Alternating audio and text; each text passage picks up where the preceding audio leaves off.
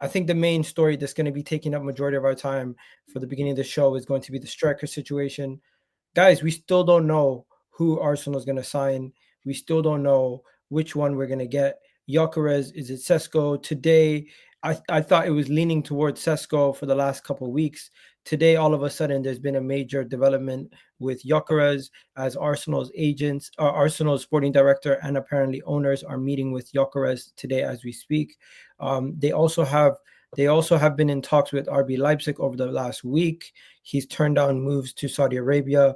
He's currently still looking to stay in Europe, trying to join Arsenal. Arsenal have been after Sesko for 2 windows now.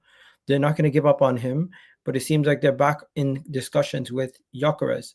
My question to you guys is, who do you want to sign? And also, in the case that we don't get either, we still have the backup plan of Ollie Watkins.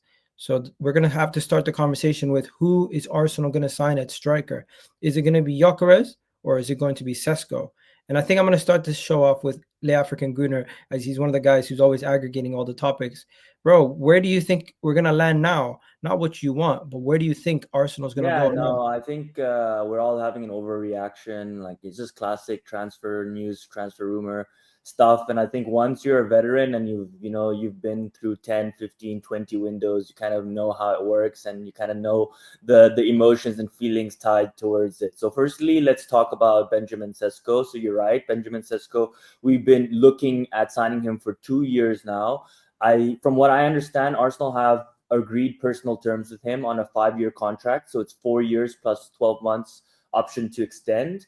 And as you mentioned, Al Hilal and another Saudi Arabian club offered 60 million pounds to sign him, but he rejected it because he's not interested in going to Saudi Arabia and he wants to play in Europe.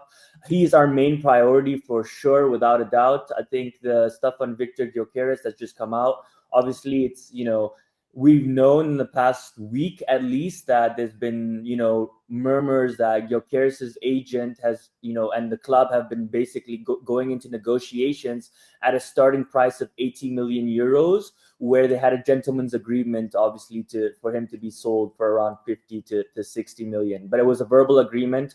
And obviously the president is now coming out and saying that he never made that agreement. And they're basically turning around and saying, hey, look, Ekitike is a 100 million player. Isak is a 100 million player. Like, why would we sell Gyokeres for 50 million? Like, we can get more money from him. The thing about the agents being in London today and speaking with him, again, like, people need to have context. Arsenal met this Gyokeres' agent like a month ago. So this is not the first time that the agent is meeting. Like, they've already had these discussions. Again, like, nothing new. This information and this story is just breaking out because Gyokeres has removed Sporting off all his social media. He's obviously really upset that they're not holding up their gentleman's agreement, and now he's probably going to force a way out.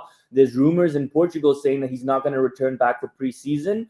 He's basically like the relationship with the club is completely broken. Now, I don't think that might change Arsenal's perspective. Like, I think Andreas Berta's opinion was always, I'm going to negotiate for both players, put Arsenal in a good position to move either way, and whichever way we want to go, we can pull the trigger. And that's something that I'm very impressed with from Berta, because Arsenal never moved like this. We never negotiate and get advanced for 2 players and then make our decision on who we want depending on what happens. Usually we always just target one player, and then if we don't end up getting that player, we end up signing a Sterling on loan, or we just start scrambling at the end of the window, right? So to see us actually negotiate and advance for 2 players is very impressive, but I would tell Arsenal fans not to get carried away with Gyokeres. I still think Man U are leading the race for him.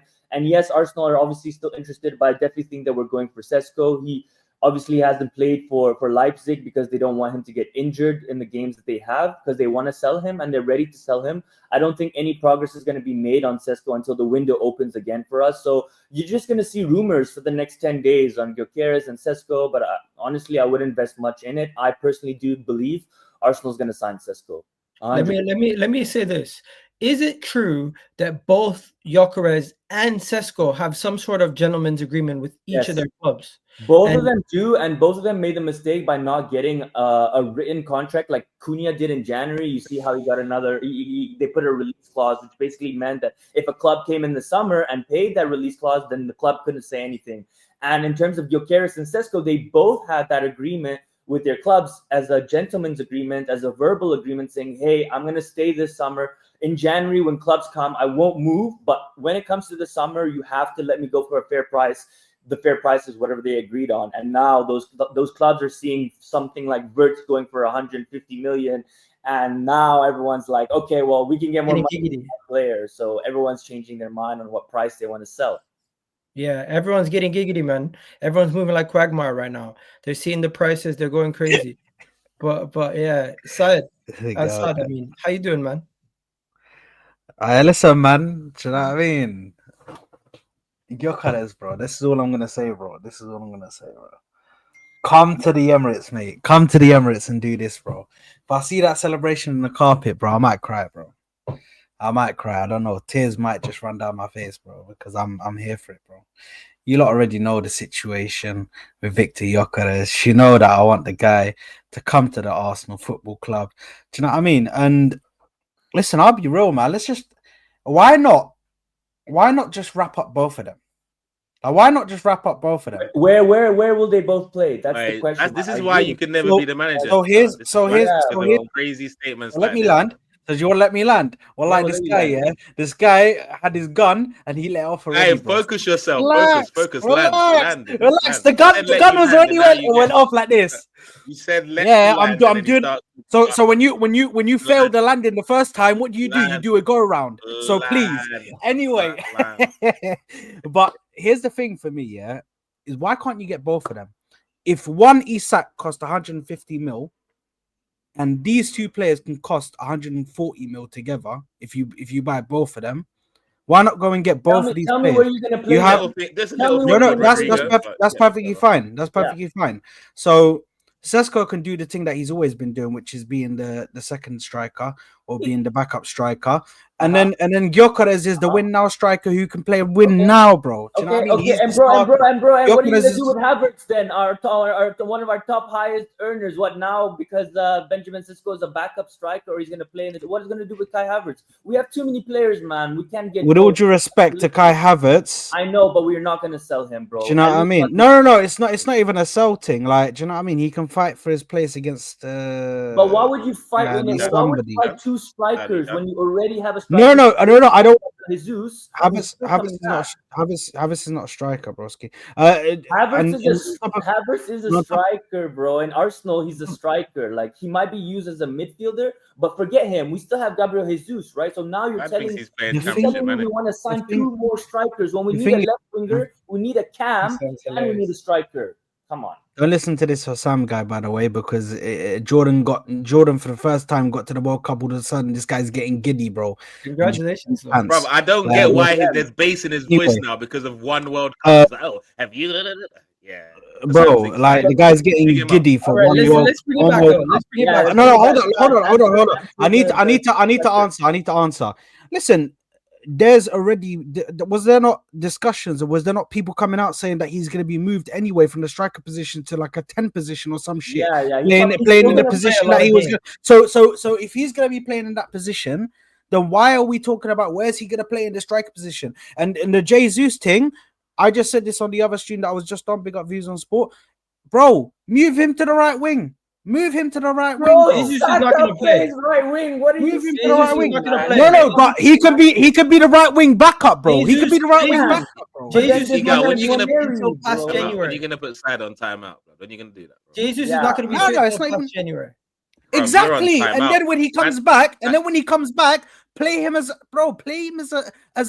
backup, bro. Like it's not that hard, bro. You might act like I'm saying something outrageous. Guys, we're jumping the gun. We're jumping the gun. We're starting to talk about moving furniture before we even bought the house. Let's get back to what we're gonna buy, who we're gonna bring in. So I'm gonna take it to you, African. Sorry, what is African? Go ahead, Niger. What are you saying?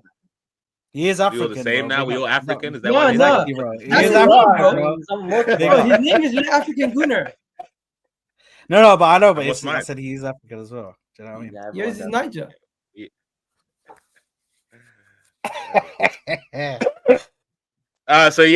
So me and Sad were having a conversation about like manager of Arsenal.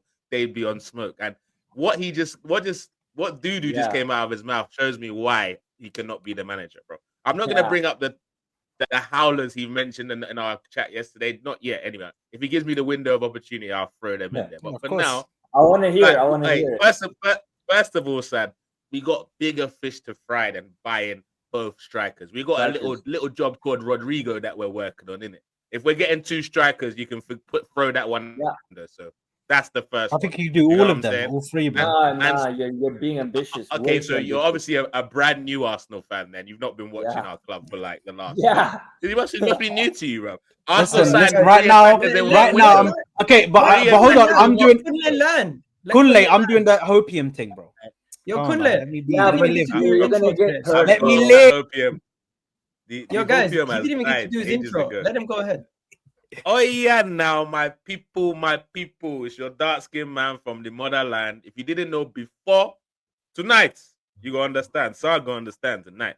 Anyway, in terms of do you know what it is? Yeah, I think the whole thing is just vibes. And one thing Arsenal fan, one thing that the media do not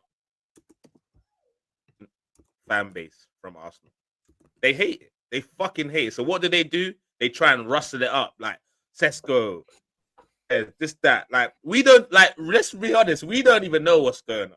People are saying it's Sesko, it's Gyokeres. We don't know. It's Sesko, guys. Come on. I'm on no, but hold on. Let me land, bro.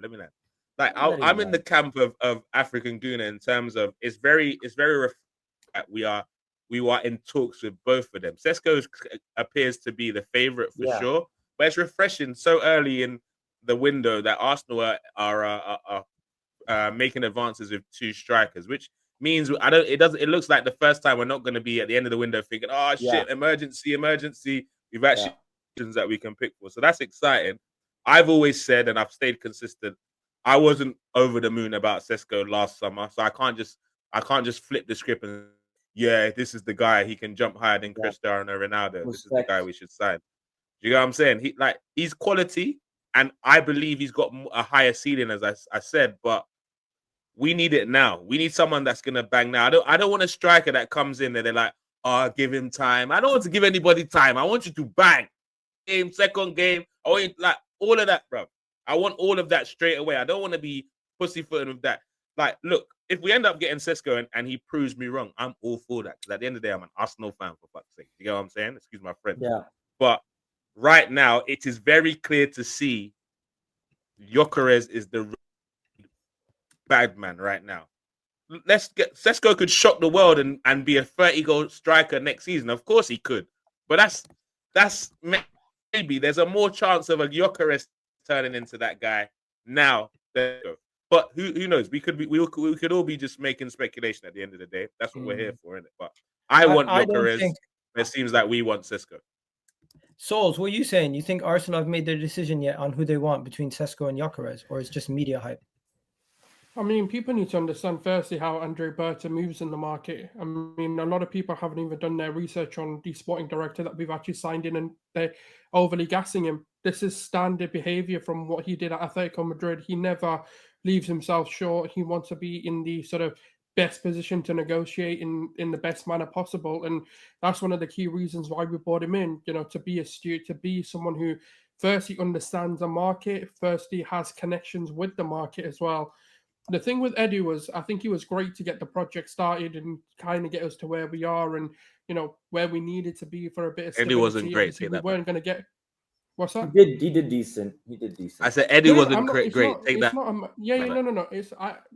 If you ask anyone, I've always said Edu. I think Edu was held back. They didn't let him. No. He wasn't. He was just a mix of everything. Have like 75 Brazilians. They clearly stopped him from signing Bruno Guimaraes and no. It's not. The reality of the matter is, everything had to happen in phases. We were never going to go and get a world-beating sporting director off the bat when no one really knew where Arsenal were going. We were in a bit of a stalemate, and the reality is we needed to get to a position of stability before we could go get the guy that can take us to the promised land, which is Andre Berta. Now, we built a squad which, number one, has the midfield, has the defense. Obviously, yes, we can make additions and depth in that. But the reality of the matter is that the crux of the matter is the attack at the moment. And one thing that Andrea Berta has always done in his record is bring in elite talent that become world stars. You know, when you look at his signings at Atletico Madrid with Diego Costa, when you look at the signings of, you know, Griezmann when he came from Real Sociedad, when you see the plethora of other strikers in them moments as well, when you looked at Thomas Lemar, when he was looking at, you know, bringing in other players as well, you know how he manages it. He uses the media to his tools as well. You know, he uses anything that he can to make sure that he's got the stronghold in the negotiations. I'm not surprised that Gyokeres' agents are speaking to us, and I'm not surprised that Sesko's so advanced either. And I'm not surprised that Rodrigo is where he is as well, with the Williams deal being on the table as well. Because the one thing that's burnt us as Arsenal fans is the fact that we go hell-bent and my heart is stuck on one player. Whereas with Andre Berta doesn't really care. Like, yes, he'll negotiate Arteta's player, but he'll also negotiate his. And that's when they'll come to the table and go, what's the best now? What is the stat saying? What is the best player? It's not about Andrea Berta's player or Arteta's player. They'll both have their sort of say in the matter, and they'll both bring your options to the table, because that's what you need. You need to have your options, because if we sit there and go to RB Leipzig and go, yes, by the way, anyone who believes in gentlemen's agreements is a dumbass, firstly, right? You're a stupid in dumbass, 2025, you know. No, but look at you're Turkey. no. You're an imbecile. You're an absolute imbecile. Okay, so if you that's believe, the exception. if anyone is backing the it, I am exception. calling psychiatric help for you, because you need it.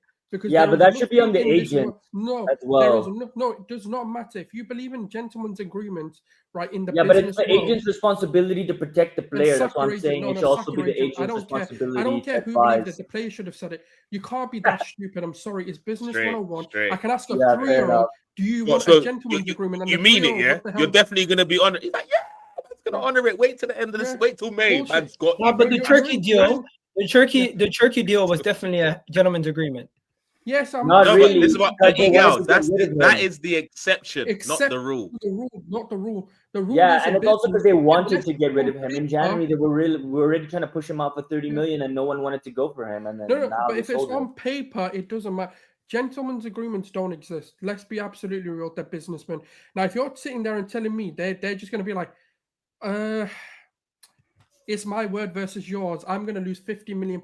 Oh, just to keep you happy. You're leaving anyway. Who the hell cares about your feelings? I Yeah. couldn't give a shit. I'm slamming that door and taking my extra 50 million as well. Oh, goodbye. You're not coming back anyway. Do you really think Sesko's going back to RB Leipzig? Do you really think Gyokeres is going back No. to Sporting Lisbon when he can go to Saudi at the end of his career? Gyokeres is not Let's be going real. back anywhere.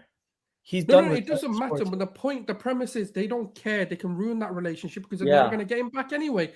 So, point being, for me, this is just standard negotiations that are happening. We're actually moving like a proper club, and I think that's what's scaring the Arsenal fan base, because we don't know how to move proper. We've never been in this situation before. The But situation I'm just telling you, where, yeah. because I've seen him at La Liga, because I actually follow La Liga more than I follow the Premier League. I know Andrea Berta's movements. I've seen this before, and it's just standard for him. And for me, I'm quite happy to see at Arsenal. That's why I was excited to see him. My other option would have been Luis Ocampos if we went for a sporting director, because I like the way they operate. They're not one players. We want our way. We're only going to go this way. No, they'll use the scouts. They'll use the systems. They'll use what we're looking to do. And then they'll go into complementary transfers.